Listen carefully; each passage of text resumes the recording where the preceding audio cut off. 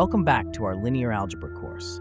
In our last discussion, we introduced the course structure and the exciting journey we will embark on to understand this branch of mathematics. Today, we begin our exploration by examining linear equations in linear algebra. Without further ado, let's begin with a simple example. Consider the following systems of equations: 2x minus y equal to 0, and minus x plus 2y equals 3. Before diving into new concepts, let's recall how to solve such a system of equations in high school. A common approach is the substitution method. Perhaps, write the first equation in terms of y, so that y equals 2x, then substitute for y in the second equation such that negative x plus 2 into 2x equals 3. This gives 3x equals 3. Therefore, x equals 1. Recall that y equals 2x, hence y equals 2. The solution is 1 for x and 2 for y. This method works well for small systems of equations, particularly when one variable can be easily expressed in terms of another. While the substitution method is straightforward for two-variable systems, it becomes impractical as the number of equations and unknowns increases. This limitation motivates us to explore alternative methods. The first method we want to consider is the graphical method, or simply put, the row picture. Let us return to our example. 2x minus y equals 0, and minus x plus 2y equals 3. One intuitive way to solve a system of equations is to visualize it graphically. Every linear equation in two variables represents a straight line in a coordinate plane. The solution to the system is the point where the two lines intersect. The first step will be to write both equations in terms of y, giving us y equals 2x and y equal to 3 plus x divided by 2. Next, we plug in some values for x to get y. For instance, consider the first equation: when x equals 0, y equals 0, and when x equals 1, y equals 2.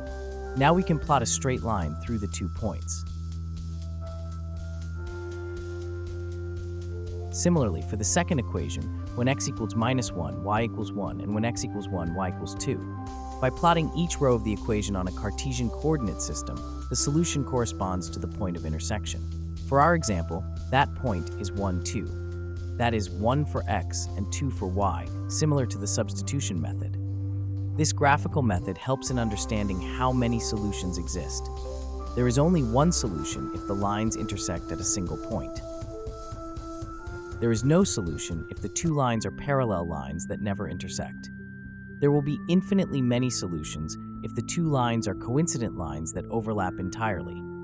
While useful, the graphical method has limitations in higher dimensions. 3 variables require 3D visualization.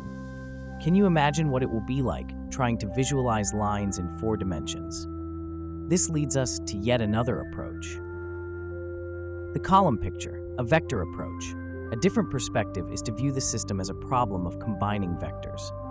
Returning to our example, 2x minus y equals 0, and minus x plus 2y equals 3. Consider rewriting our equations such that we collect all the coefficients of x together and the coefficients of y together inside square brackets. By the way, we also need to collect the values on the right-hand side into square brackets as well. Here, we expressed each column as a vector.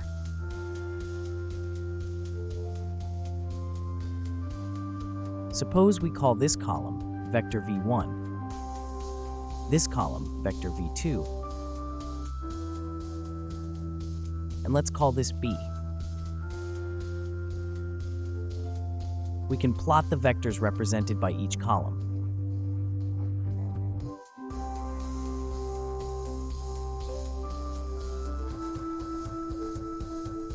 Pay attention to what the expression is saying. It says how much of vector v1 and vector v2 must I add together to get vector b.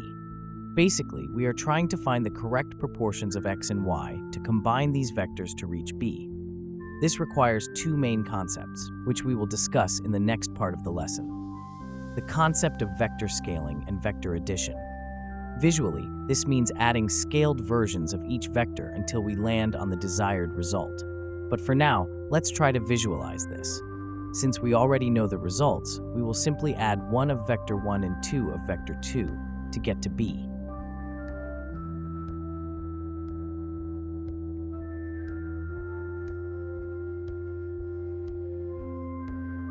Notice that the vector addition is a tip-to-tail addition.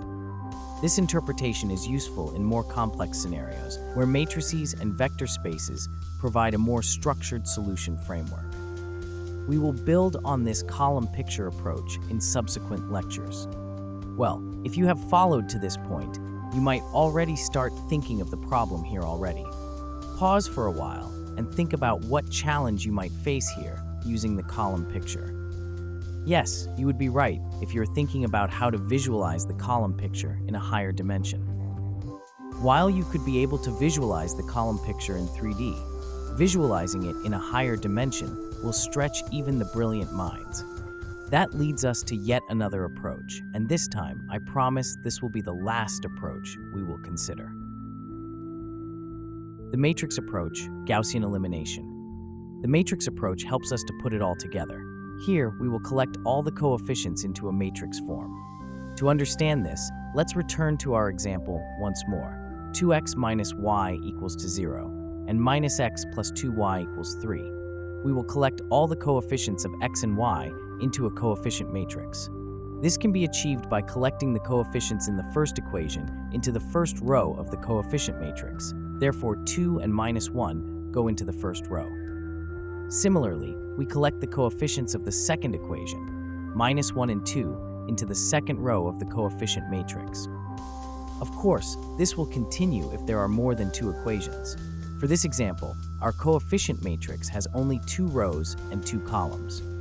Notice that the columns of our coefficient matrix are similar to vectors v1 and v2 we discussed in the column picture approach. In this matrix approach, we will also add x and y into a vector and collect the values on the right-hand side into a vector as well.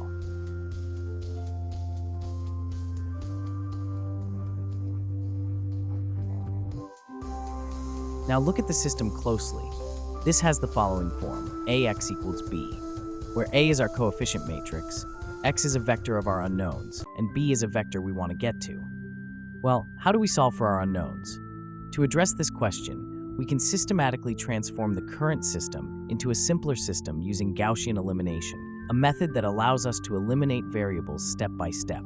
Don't worry, if you do not know it, you will understand it in no time at all.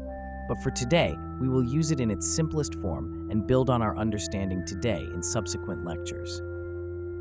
The first step will be to write a new matrix by collecting our matrix A and vector B together. This new matrix is called the augmented matrix. The next step will be to perform row operations to obtain an upper triangular form matrix. So, let's label the rows, say row 1 and row 2. For this example, it's quite straightforward since we only need to make minus 1, 0. To achieve this, we want to know how much of row 1 should be added to row 2 to make this value 0. You don't have to think much about this, because you can get the ratio by taking the value to be made 0 and dividing it by the value in the row you are adding to. Then you flip the sign, since you're adding the 2 rows. In our example, that would mean 1 divided by 2 times row 1 plus row 2. By the way, the matrix we get after this operation is known as the echelon form. It gives us so much information that understanding those information is a big part of understanding linear algebra altogether. We will discuss the concept in detail in the subsequent lectures. An additional approach will be to perform a reduced echelon form, a concept that will also be discussed in the subsequent lectures.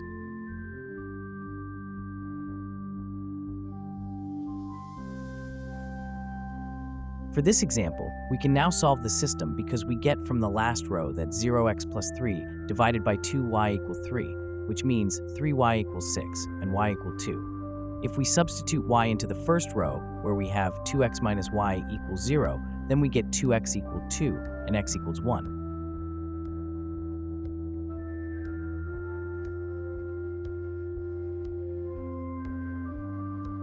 Well, you might ask if we should be performing back substitution for a large system of equations. No, we would not have to perform back substitution once the concepts of echelon form and reduced echelon forms become clear in the next lecture. This matrix approach is extremely efficient, making it the preferred approach for solving large systems of equations. If you have followed this far, please leave a comment down below and also hit the subscribe button to be part of this journey. Let's try a different example with 3 unknowns using all 4 methods. To keep this video short, we will go through the examples without expanding on the steps except when necessary. Please pause the video to follow the steps and get yourself acquainted with the matrix approach against the next part of the lesson. The example we want to consider is as follows. x1 minus 2x2 plus x3 equals to 0. 2x2 minus 8x3 equals 8, and 5x1 plus 5x3 equals 10. Since there are 3 unknowns, we will have to work in a 3D space. Let's consider the first approach, the substitution method.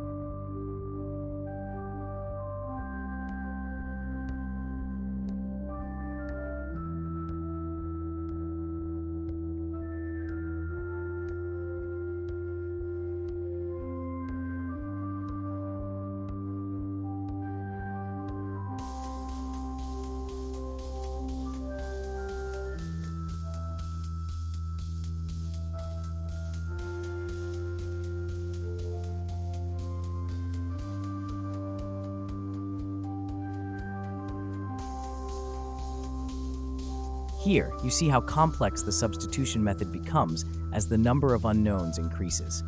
Next, let's consider the row picture, given the same equations as before.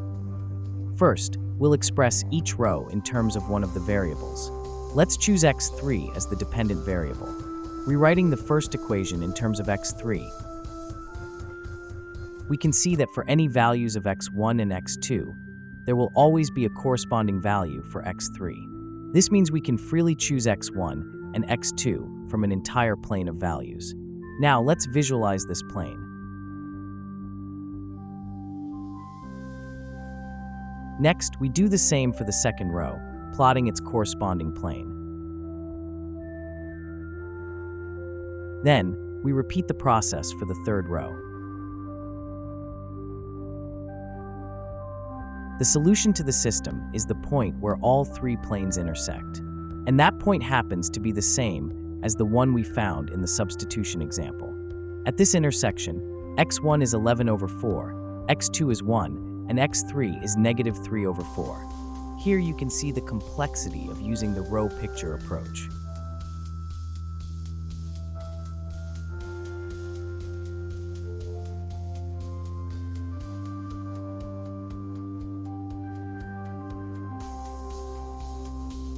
Let's examine the column picture.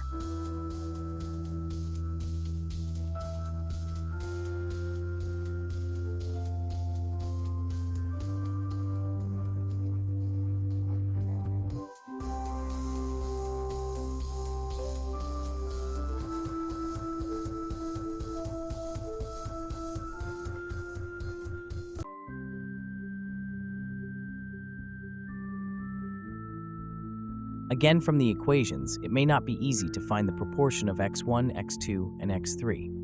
Most times, you will need to find the variables before plugging into the column picture, but it gives you a good perspective on what is going on in the systems of equation.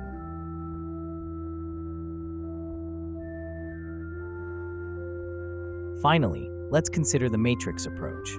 First step, obtain your coefficient matrix.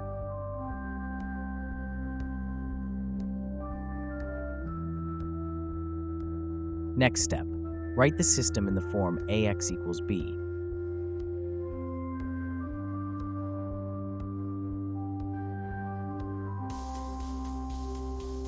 Then, write out your augmented matrix by combining your coefficient matrix A and vector B.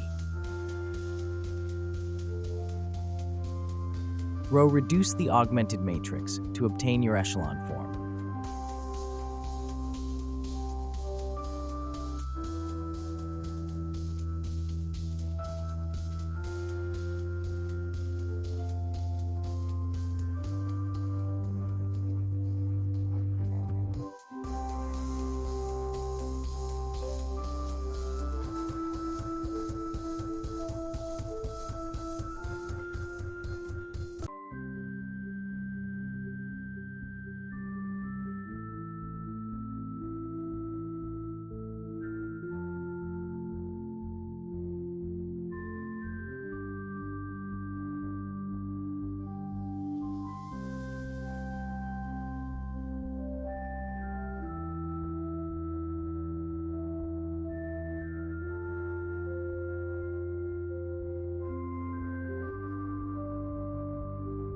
Perform back substitution to get x3, x2, and x1.